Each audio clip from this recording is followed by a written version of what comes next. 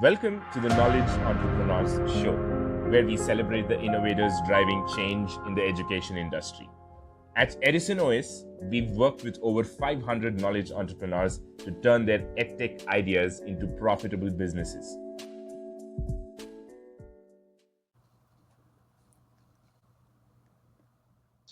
Hi, Daniel. Welcome to the Knowledge Entrepreneur Show. Thanks so much for taking time out for this.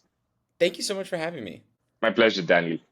Daniel, my first question is how did you get into test prep education? Sure, I've been a teacher and a tutor for some capacity for 13 years, which feels a little wild to say.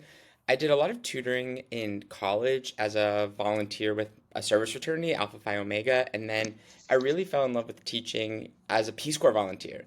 I served in Togo, West Africa for 2 years, and I taught English as a second language to high school sophomores and juniors. Really, it was at least a third language for them because most of them grew up speaking local tribal language and French, which is the national language of Togo. So they had a lot of language skills already and a lot of language that they wanted to learn. Knowing how to speak English makes you so much more competitive in that job market.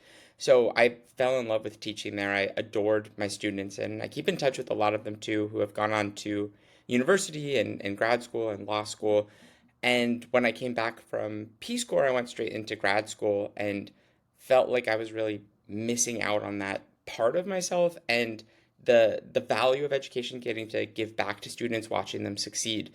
So I did some more English as a second language teaching, but I wasn't finding it as meaningful or as valuable or as challenging for me. And I love to be challenged in that way. So a friend suggested I look into test prep, and that was about 3.5 years ago. And the rest is history. I've been doing it ever since. And I love it so much. And I have such a blast getting to work with students too.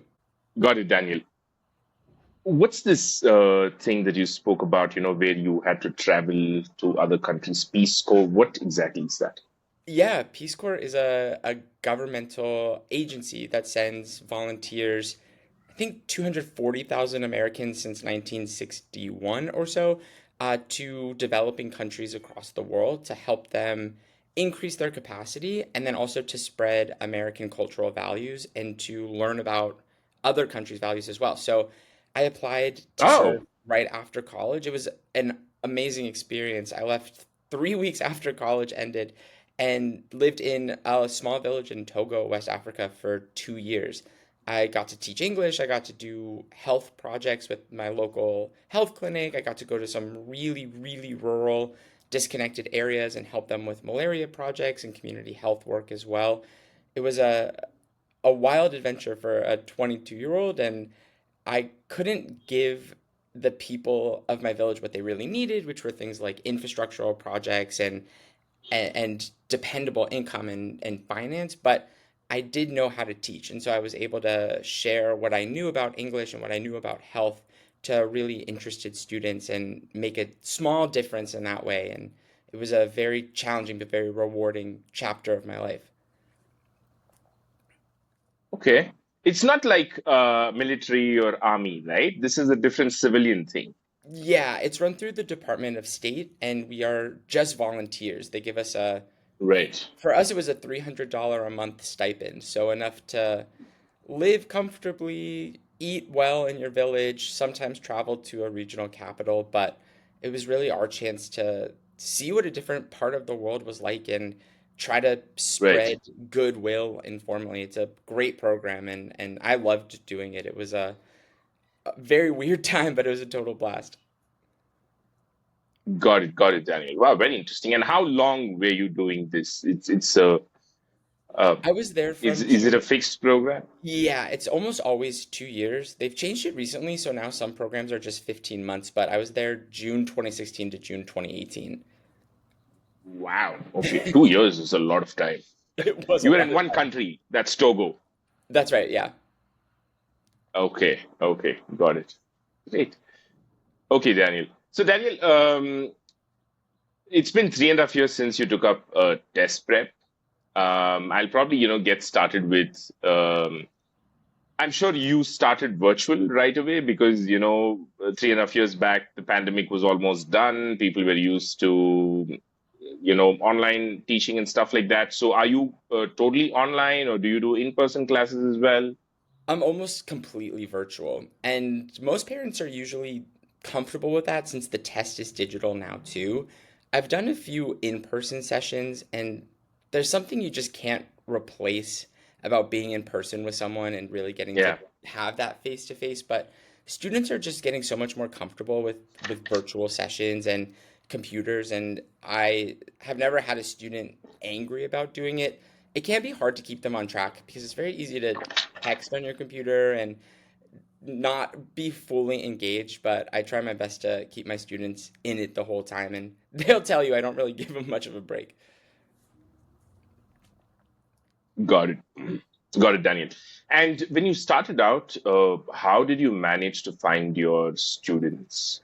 Originally, I worked with a company that found the students for me, and then through good referrals and word of mouth, I ended up teaching a lot of their siblings or a lot of their friends. And recently, about a year and 3 months ago, I started posting on TikTok and Instagram and a little bit on YouTube as well under the name at SAT Prep Tutor. And many of my clients have now come through that. I've amassed a following of about 195,000 across social media platforms. And a lot of Wow. my students find me that way, or a lot of parents find me that way. I have parents talked to a parent yesterday who said, I watch all your videos and I send them all to my daughter, and she always tells me to stop, which I understand because I wouldn't want to get those videos either from my mom. But most students are using social media that way to find me, and it's a great way to promote myself and show my teaching style and find students who really want to succeed and are super motivated as well. Wow. Yeah, I'm on your Instagram page. Great stuff. You got 13.9K followers. I think that there's another thing that you can do, Daniel, is really teach other tutors how to run social media pages and, get students. It's a thing. Trust me. I've spoken to like 150 test prep people. Not more than two or three have any sort of a significant social media presence, and yours is wow, 13.9K followers is great stuff. Yeah, thanks. And most people are on TikTok, at least most of the students that follow me, but I've talked to other test prep tutors about it as well. And they're so hesitant to put themselves out there because they're worried about what the perception will be or if they'll succeed. And I always tell them you kind of just have to trust that it'll work, and you can't let the negative comments get to you. Being a teacher in a classroom, I was just used to students heckling me sometimes or saying offhand comments. So I was like, whatever they said can't be that much worse than what people are saying online. And that's ended up being true. People sometimes will comment, like, what is this guy doing? And it's like, yeah, I'm here to help. I'm trying to give you free SAT prep. So you don't have to watch it if you don't want to. But a lot of students have been receptive to it. And I've tried to just be my authentic self as much as I can. And if people don't like that, then I wouldn't want to work with them anyway. So it's been a good screener in that way. Got it, Daniel. I'm just going to do a little bit of a deep dive into this whole social media thing. um, what triggered you to start your social media pages? I wish I had a more noble answer, but I went to New York on a trip and I had so much fun on the trip and it was very expensive. And I had a friend in DC where I live who was doing some influencer work. And she posted a video right around that same time that said, if you have a skill, you should post it on TikTok because I just got enough money to pay my rent from one video.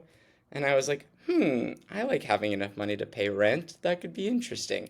So that was really what started it. It was very off the whim. I bought a ring light and a phone holder so I could record me solving problems on my desk. And it didn't take off for a very long time. The first 2 months were Uh-huh. extremely slow. But once it got into March and April of 2024, things really started to skyrocket. And it hasn't slowed down since. It's just been a whirlwind journey. Got it, Daniel. And what's your setup like? So when you say you have a phone holder, do you also do pen and paper solving on your content? I So do you have do. your phone? kind of, facing the desk and then you're under it where it shows your hand and the pen. Exactly. Yep, it is Okay. pretty much just that. It cost, I think, $25 on Amazon to buy one of those, and I use an iPad or pen and paper, and then sometimes I'll record a video of me in the phone holder, or sometimes if I'm just walking somewhere and I think of something I want to post, I'll just literally take my phone out of my pocket and make a 30-second video. And I found that the more work I put into a video, the worse it does. And sometimes it's literally just a 10-second clip of me walking to the grocery store being like, hey, did you guys know this really strange SAT tip? That'll get 100,000 or 200,000 views. So it's at first it was a lot like playing the lottery where you buy a ticket and you hope that this will be the one that takes off and the odds of it are so low. And then eventually when you least expect it, something for some reason is just going to hit the algorithm in the right way and it'll hopefully take off and find the right people. But it certainly does not happen overnight for just about anyone anymore. And so a lot of a lot of the tutors who fail on social media just don't stay long enough. They don't post consistently enough and then they think that it's over for them, but it's not true. It really will come as long as you're posting good content that students want to see. And every tutor has their own perspective and students are desperate for advice and they love free advice. So there's a huge market out there for it as well. Right. Got it, Daniel. And I see that, mostly you're using your phone. You just, what do you use a separate mic or you just use the phone's mic itself? It depends on where I am. I have a little cheap You have a wireless mic. wireless.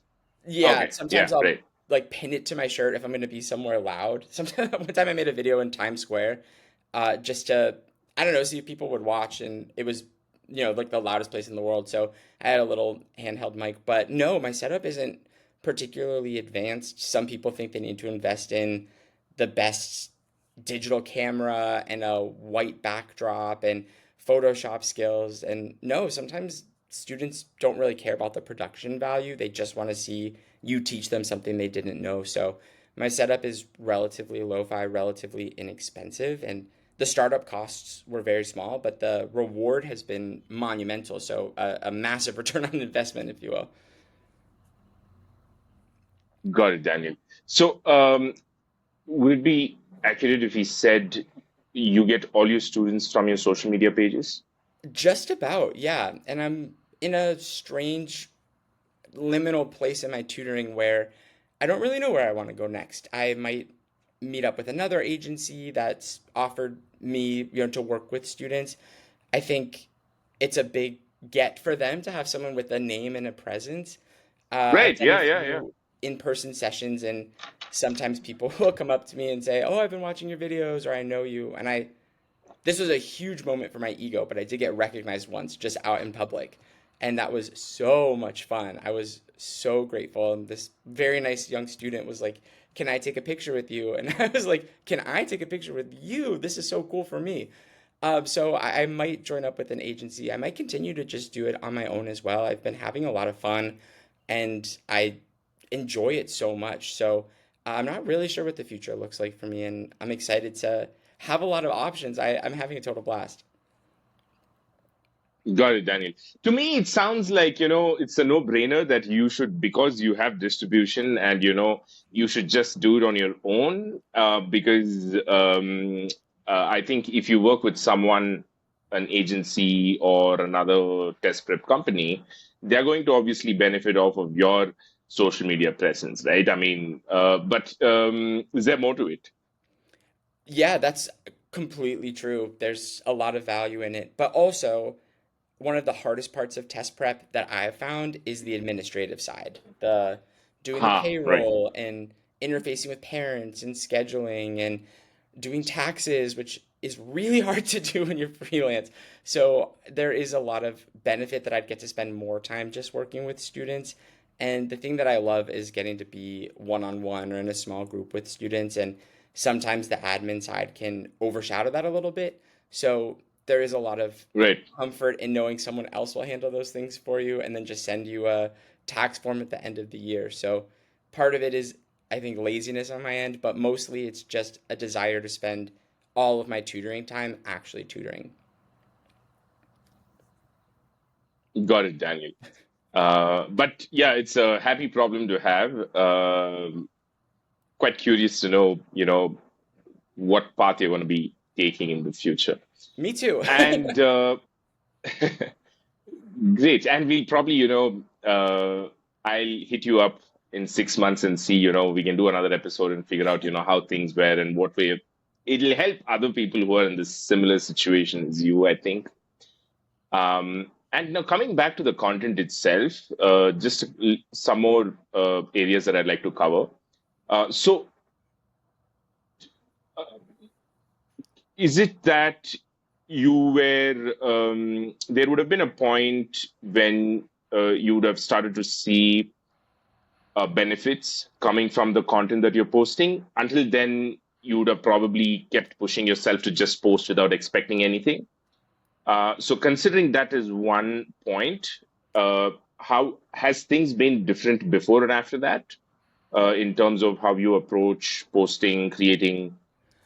Very much. Yeah, the first 2 months were the issue was not that my content wasn't getting views, but that I had a very misaligned expectation for what success looked like. And I thought there were a few SAT prep tutor content creators that I was following who had a few 100,000 followers, and sometimes even upwards of 1 million followers, who had been on the app for a few years, on TikTok specifically.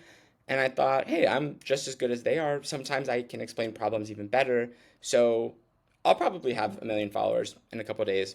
Easy. And every morning I'd wake up and check my phone and think, this is going to be it. I'm going to wake up with 1 million followers. And overnight, maybe 3 or 4 people would have followed my channel. And I was always so upset. And that was just me doing a poor job of setting realistic goals at first.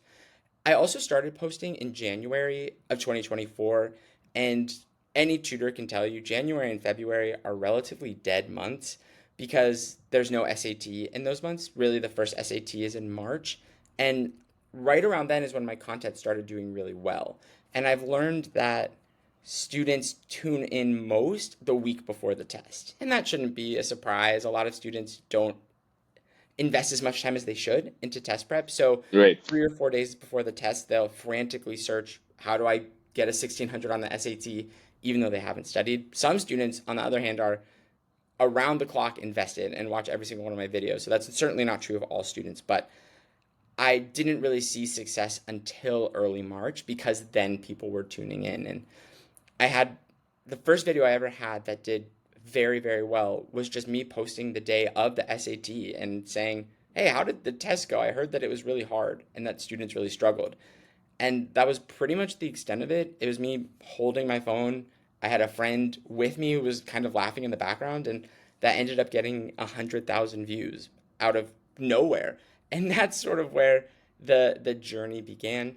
And then once I started going live, I tried to go live on TikTok for an hour a day, solving problems, answering questions, getting to interact with students. That's really where the majority of my followers come from. And the more Mm. consistent a tutor is with that, the more return they'll see.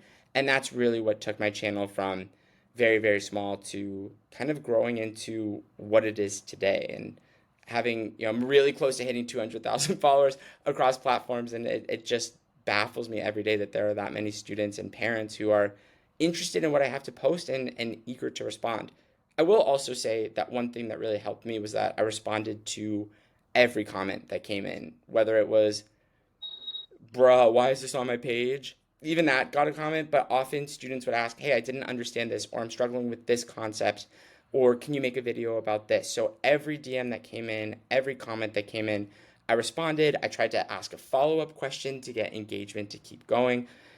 TikTok and Instagram, they're great ways to share content and educational content for me especially, but the algorithm isn't smart enough to know whether you're getting meaningful comments or hate comments. So you have to respond, you have to engage, and then they see that there's engagement happening on your page, that people are staying for a while.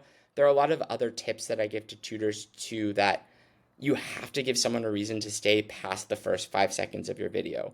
So if you open your Right. video with, "Hey, I'm Daniel, and today I'm going to go over an SAT problem," most people won't make it to the end of that sentence because they don't care Mm, who you are, and most people in the world don't want to solve an SAT problem, and I don't blame them.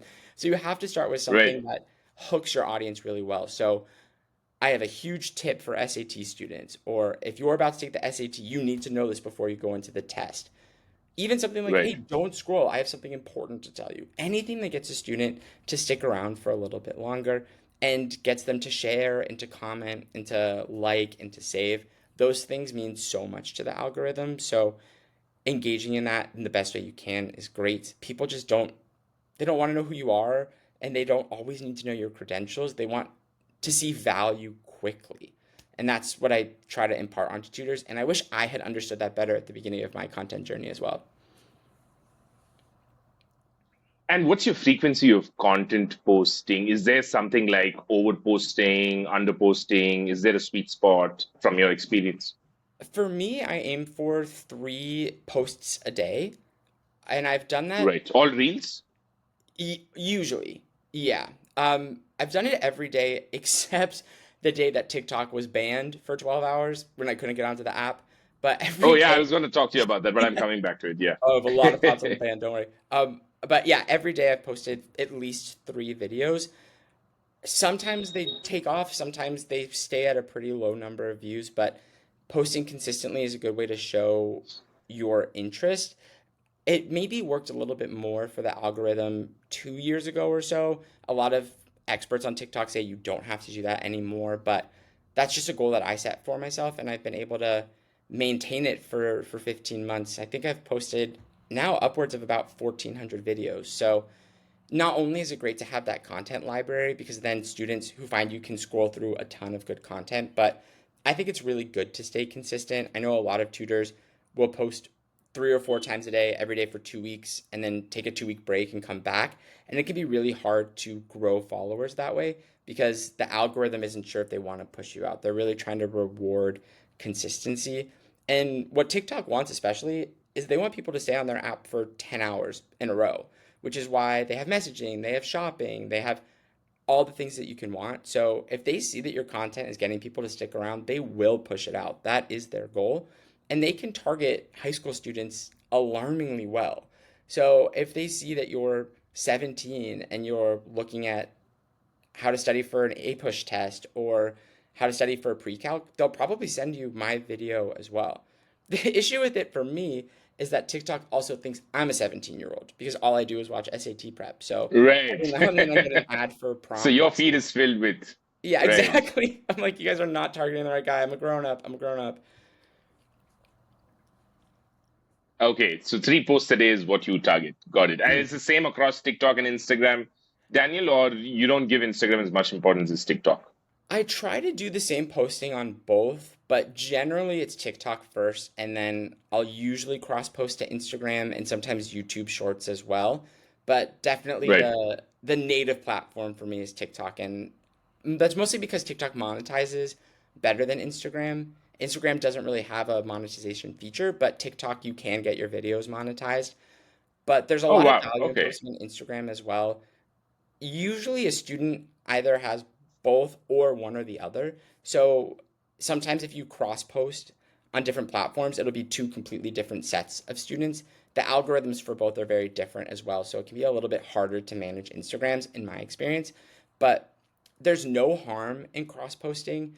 And I've had videos that I have posted on TikTok that have kind of not hit very well. And then on Instagram, they'll randomly get like 100,000 views. So it's really the luck of the draw. And if you are posting content on one, there's really no additional cost to post anywhere else. It's a very smart thing to do if you can.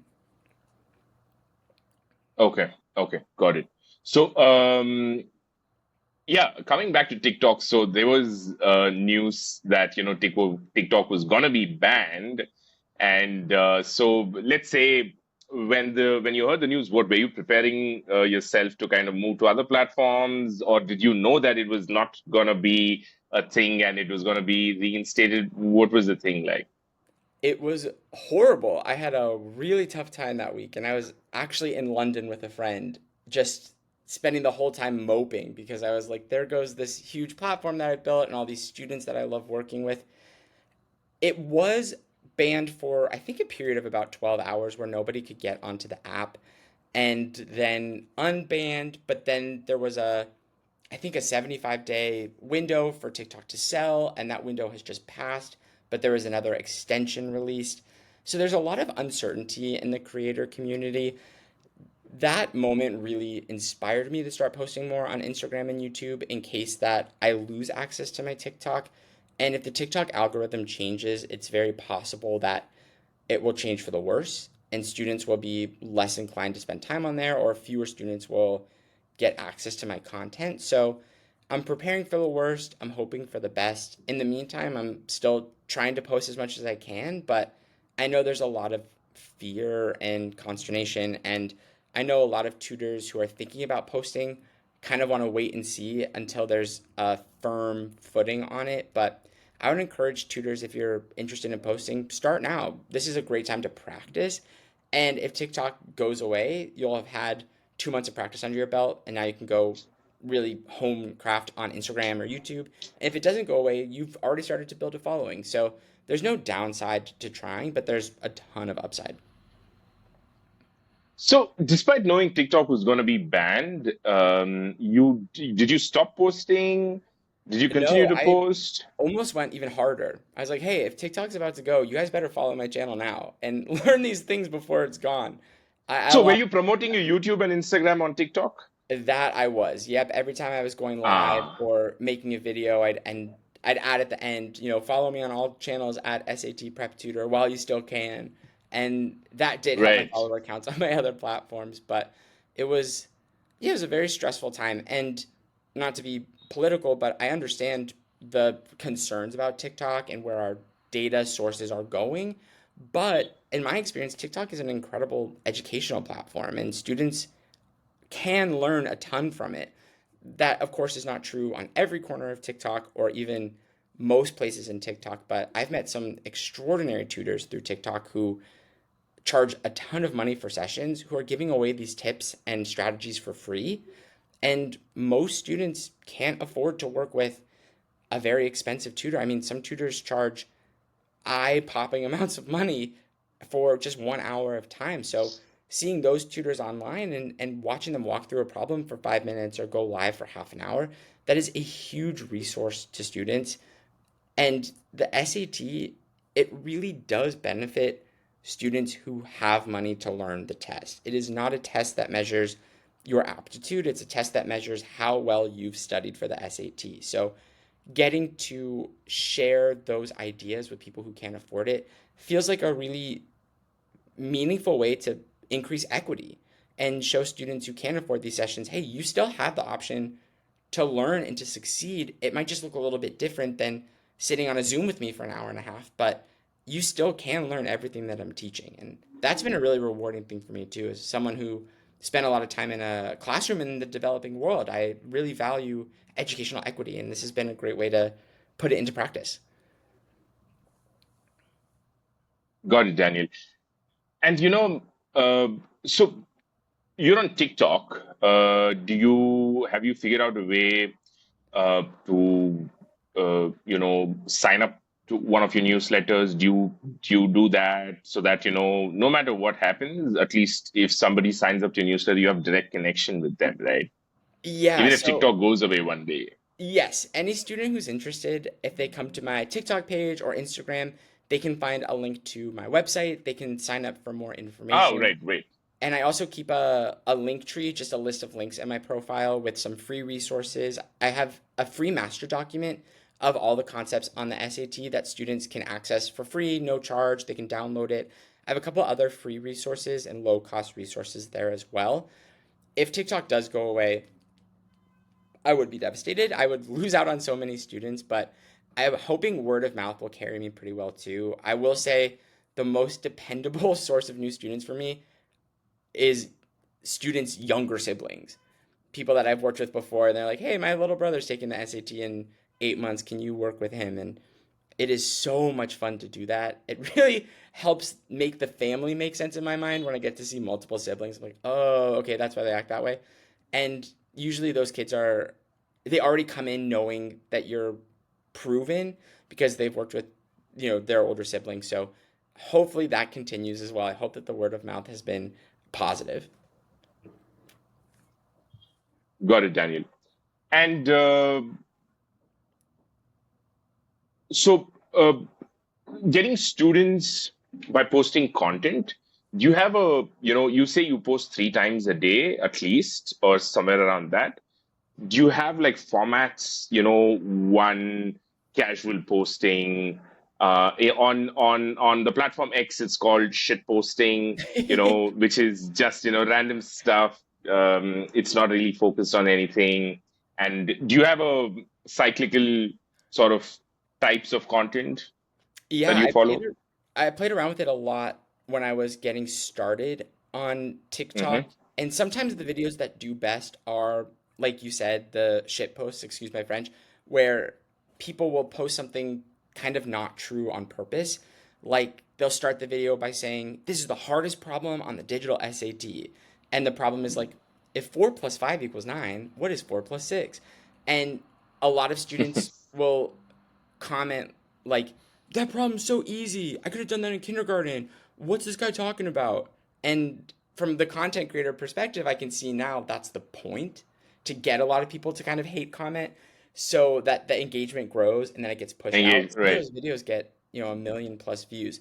I tried that at first too, and I found it to be a little disingenuous for me. I want people to see me as a, not as a, engagement baiter, but as someone who actually has value to add. So when I do a really hard problem, I'll preface it with, this problem sucks. I hate this problem. I really struggled on this problem.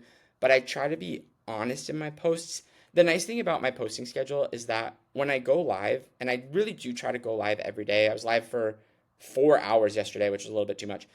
Um, maybe I should tone it down a little bit. But when I go live, I'll solve problems that I'll then clip to post. So TikTok records your lives for you. You can go back into your lives and watch them and then post videos from your live. So I'll solve a problem start to finish, get Right. followers and viewers who are watching me post as I do it, and then post the video. That really is helpful for people who watch live as well, because a lot of the comments I get on my lives are, "Can you slow down? Can you do that again? I didn't get it. You're moving too fast," or "I joined in the middle." And then I get to tell them, "Hey, follow my channel because I am actually about to post this video in a few days and you'll get to watch it again." There also aren't that many SAT questions. The College Board has released very few questions to the new digital test, which opened in March 2024 nationwide in the United States and started internationally even a little bit earlier than that. So I've gone through pretty much every problem that's been on one of the practice tests, and I have to repeat problems often. I can't use proprietary information from a paid company, of course, and I don't write my own questions. It's not a skill set that I have. I really admire people who do have that, but certainly not me. So a lot of the questions I do, I've done before. So students might have seen me solve a similar problem 7 or 8 months ago, but the life cycle for students for the SAT is pretty small, usually 3 to 6 months, if that. So if I post something in April 2025 and then I post the same problem again, solved a different way in October 2025, most likely no one who saw the first one will see the second one. It'll be completely new students. That does make it hard from a content creator perspective because there's a lot of turnover. I think the funniest comment I ever got on a video was someone who wrote, "Your videos helped me so much. I've got a 1500. I never could have gotten it without you. Now I can finally unfollow your channel." And I was like, "Wait, wait, no, don't do that. Thank you for everything you said up until that point, but you could also keep following me if you want." But people are so ready to be done with the test that if they see a video of mine pop up after they take the test, they're like, "I do not want to see this guy again. Get him off of my screen," which I completely understand. So it can often Yeah. feel very cyclical in that way. The hard thing is you have to constantly be getting new followers because no one wants to follow you when they're done. The good thing Right. is there are always new students to get. People are always about to take the SAT. So there's no shortage of people coming in. And as colleges reinstate test mandatory processes, students are getting increasingly more aware of the value of the SAT. So during COVID, most schools went test optional. And now we're seeing a huge reversal in that trend. So people are very, very eager to get their hands on free SAT content. Got it. Got it, Daniel. Um, just going back to that question. So your format of putting content is always about SAT, digital SAT, or do you also bring in some personal stuff just to keep it light sometimes? Or let's say, if I were to think about, okay, how am I going to put SAT content as a tutor? I'd be like, you know what? I'm going to put one about a problem, one a tip or a trick, one about the psychology of test taking, one maybe, these are different aspects of test prep. And then, this is how I would think. So from that point of view, do you have a set structure or something that you follow? That's such a good question. I keep a list on my phone. Anytime I'm out and I get a random idea for something, I will just put down an idea of, oh, how to manage time on the test or what to say to yourself before you walk into the test room. There's no schedule of I have to post this many things about this topic each day. So I give myself a lot of flexibility in that way. I also try to hop onto any trends that are happening. So if there's like a dance trend or a trending audio, I'll try to make it relate to the SAT. It makes me feel like the clip of Steve Buscemi on 30 Rock saying, "How do you do, fellow kids?" Because I'm so much older than these students are. And I took the SAT in person in December, and it really, I was like, oh yeah, I was in high school 14 years ago, and now I'm a grown up sitting in this testing room. It was very weird. And I, not to get too off topic, but I walked into the room. I was feeling so self conscious because I'm in my 30s and I was taking a test with 16-year-olds. I walked into the room. I got the dirtiest look from this girl who's sitting a row behind me. And I was like, this has nothing to do with me. Maybe she's just stressed out for the test. Maybe I'm walking too loud. Maybe she recognizes me and it's weird, but probably not. But maybe she's like, why is this grown up sitting in front of me? And then right before the test started, she was scrolling on her phone and I heard my voice come from her phone. Like, hey, if you're taking the December SAT, this is what you need to know. And I was like, oh my God, she did recognize me. This is so embarrassing. She didn't say anything. I didn't say anything. But yeah, I try to uh, post anything that kind of comes to mind. I post a little bit about the ACT as well, but that test just seems to be falling out of favor. And then general study hacks sometimes. One thing I learned in my content journey is that, and this is not to say anything bad about my audience, but people generally don't really care about me or what I'm doing. I'm not an influencer in that way. I'm not posting vlogs about a day in my life. So no one's really that interested in those things, and I completely understand. So I try to make it as 100% test prep focused as possible. I think I posted a video of me playing guitar once, and I just felt like people were kind of throwing tomatoes at me virtually, like we don't care, and that's fine. That's something for me to do in my own private sphere with my friends. But I yeah try to keep it as test prep focused as possible. The nice thing about test prep content on TikTok is that recently they released what's called a STEM page, so videos on science, technology, engineering, and math. And when I post an SAT math video specifically, that video likely will eventually get picked up by the STEM feed. And so sometimes those videos will get 2 or 3 thousand views on the first day, which is great. I mean, that's 2,000 eyes on your content, 4,000 eyes, I guess. But then in a couple months, for no reason, I'll wake up and it has 700,000 views because it was on the STEM feed. And so Right. the more kind of math focused content you do, the better it could eventually do in the future. The algorithm really wants to push out that educational content, I think, at a time so turbulent as this to show the government, hey, we're actually providing a value. So if I get to fill in that value niche, that's great. But I try to keep it fluid and flexible. I also try really hard. If a student asks a question in a comment, I try to respond to that comment with the video. If someone is asking a question, that generally means that a ton of other people have that same question as well. And at the very least, you're now building trust with the student who asked that question of, oh, I can come to this person with my questions and thoughts. Got it, Daniel. Unfortunately, TikTok was banned in India long, time ago. Oh, So yeah, I don't think you'd be having any audience from India. If you want audience from India, you should probably be on Instagram. Is should be yeah, go to thing. that's a Otherwise, you'd have shame. probably been 400,000 followers on TikTok. Trust me. uh, so yeah, that's the thing. But I do talk to another couple of people from the US, who love TikTok, and TikTok in the beginning had a very different sort of a narrative and perception. TikTok is just as entertainment sort of a platform. People just dance and they waste time and stuff like Hmm. that.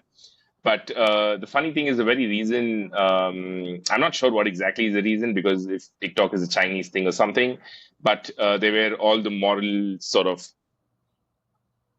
ideologies that people were talking about, or what's happening, what's TikTok doing to people and Yeah. stuff like that. But you know what, they're doing the same thing on Instagram anyway. So I'm wondering, okay, if that's the reason you banned TikTok, you might as well, because I feel I'm losing out by not having TikTok, because a lot of people from a lot of different parts of the world are on TikTok. Hmm. And yeah, that's one thing I was just thinking as you were talking about TikTok. But anyway, Daniel, thank you for sharing about content. This is a very unique podcast, because I'm just going to talk to the team and ask them to title this, a masterclass in content creation for tutors, because I really believe tutors would be better off if they posted like you. And Thank I've, you. but yeah, not a lot of them do it. Now, just to touch upon the SAT going digital, Daniel, how has it changed for you as a tutor, and what do you think about all of these changes? The test really is so alien to what it used to be even a year and a half ago. I started tutoring with the full paper test. So a section of math, no calculator, long reading passages. And when I took the test in 2010 for the first time, it was out of 2,400. There was a 25-minute essay at the beginning. Everything was on paper. You had to use a number two pencil. Now the SAT instructions are don't forget to bring a pencil or pen with you. And I remember reading that and thinking, or pen? Like we weren't even allowed to use mechanical pencils. The whole structure has changed so much. Every Right. question on reading now is just one tiny, maybe one paragraph question. So the test is really adapted to what I kind of see as decreasing abilities to focus, decreasing attention spans. Students who complain about the tests make me feel very old, and I feel like I don't know, like a grandparent. Like back in my day, we had to write everything with a pencil, and we couldn't even use a calculator. I worry a little bit because I'm seeing students' abilities to do mental math essentially crumble. Um, I had a student once in a session. I found this very funny, but also very disturbing. I was like, it was the no calculator section back in 2023. And I asked her, okay, so you have six, you have seven, just multiply them together and you'll get the answer. And she went, hey, Alexa, what's six times seven? And I was like, oh my God, you have to know how to do these things. So students don't really have those skills anymore. And I worry a lot because with my TikTok followers mostly, but with my one on one students as well, when I'm explaining a math problem to them, they'll usually say, can you just show me the Desmos way? And Desmos is the graphing calculator app you can use on the test for people who are unfamiliar. Right. Desmos is so powerful, it can solve maybe 60% of questions for you outright. But the SAT is a very conceptual test. They don't care if you can find the cosine of 66 degrees, which, by the way, you can't even do on Desmos unless you change the form because it's in radians form. And if you don't know that, you're going to get the question wrong. But the test wants you to be able to think conceptually through things. And the test is so flawed in so many ways. But at the end of the day, it is trying to show colleges, hey, I'm a good conceptual thinker. I can take a problem I don't know and break it down, and I know what to look for. So I really impress on my students the need to understand conceptually how to solve each problem. Even if they don't do all the work, I still think that that's really critical. And sometimes I feel like that's a bit of an uphill battle of convincing them to do it because they know there's always a shortcut, but until you get to test day, you shouldn't have to rely on those shortcuts. And I see constantly this refrain of the SAT is harder than the practice test that they give. And College Board gives 7 practice tests that aren't particularly high quality, frankly. They are relatively straightforward. And in March of 2024, people were blindsided because they had no idea what to expect on the test. But now we've had 7 trial dates for the test, so people generally can understand what to expect going in. And I took the test in December. I found it to be very fair compared to the resources that were given. Now, obviously, there are a few different versions of each test that go to every student. You could be sitting next to someone in the same classroom and never see even the same question once. But I found the practice content to be very similar. There were very hard questions on it, but there were very hard questions on practice too. The issue is just that instead of having 2 hard questions at the end, you have 7 or 8 hard questions somewhere in the middle, especially on math. So students who say that it was way harder, I ask them, how did you study for the test? And they'll show me their practice test scores, and they missed those last 2 or 3 questions on the practice test, which are hard. Right. And I asked them, how did you review those mistakes? And they were like, well, I kind of looked over the question and now I get it. But they didn't actually learn how to do those questions. So they probably saw very similar concepts, just tested more frequently, that they never took the time to actually master. So with my students who are aiming for those 1400s, 1500s, I have a very specific homework assignment for them. Anytime they miss a question on the test, not only do they have to explain to me why they missed it and then how to get it right, but then I make them go explain it to a friend or to a parent or to a sibling, because until you can actually teach that question, you don't know how to solve that question. And there's something about SAT luck that just whatever question you don't know how to solve is going to be a question you see on the test. I don't know how that happens, but that always seems to be the case. So I don't let my students go into the test until every mistake they've made they can rectify. And the students who do those often find the test to be pretty straightforward. That being said, there's also another component to the test, which is it's 50% preparation and it's 50% how test day goes. And sometimes you accidentally just wake up a little bit late on test day and you don't find a place to park, and so you have to rush, or you're just feeling a little under the weather, or you went out with your friends late. Or it can be something as small as the room is 5 degrees too cold and the clock is ticking very loud on the wall, and you're sitting next to someone who has a cough and the proctor is tapping their pencil on the desk. And so many of my assignments for students are very unconventional. I make them take the test with 5 fewer minutes per module. I make them take the test with their mom standing right in front of them, yelling at them every 5 minutes, like, hey, eyes on your own paper. Hey, you have 20 minutes left. And I got that idea from my AP calculus teacher in high school, Mr. Scheffler. Shout out to Mr. Scheffler. He did this one day a year where he made us take a mock AP exam. And as we were taking it, he would crumble up papers and throw them at us. And he would play music on his screen, and he would stand up on desks and like ring a cowbell really loud, and just get in our faces and yell at us. And it was hilarious. It was the funniest day of the year. And at the end of that class, he'd be like, if you guys can take a test in this environment, the real test is going to feel easy. I think you guys should be Right. prepared. And then you get into the real AP test and you're like, yeah, this content is hard, but Mr. Scheffler didn't throw anything at me. So it actually wasn't that bad. So I've tried to adapt Mr. Scheffler's mindset and try to get my kids into an environment where it feels awful. And that way they get into the SAT real testing center and they're like, I was prepared for a really loud clock ticking sound. This makes me feel like such a sadist, but my best students, I tell them on their last test, you have to take it with a video from YouTube of a ticking clock. And it just goes tick, tick, tick, tick for 35 straight minutes. And in a way, it sort of feels like torture. But then you get to the real test and you're like, thank goodness Right. nothing as annoying as that. I was prepared for that. Students don't love those assignments. They don't love me after I give them those assignments, but it really does pay off because you can prepare the best in the entire world. If you have even a smidge of test anxiety, everything you learn goes out the window unless you prepare for those things. Got it, Daniel. Daniel, coming back to the business side of things via social media. So, who reaches out to you via social media? Like, is it the parents? Is it the students? Do they DM you? Yeah, it is far too frequently the students. And I'll get DMs from 16-year-olds all the time and I'm like, "Can you please put a parent on? I'm a grown-up."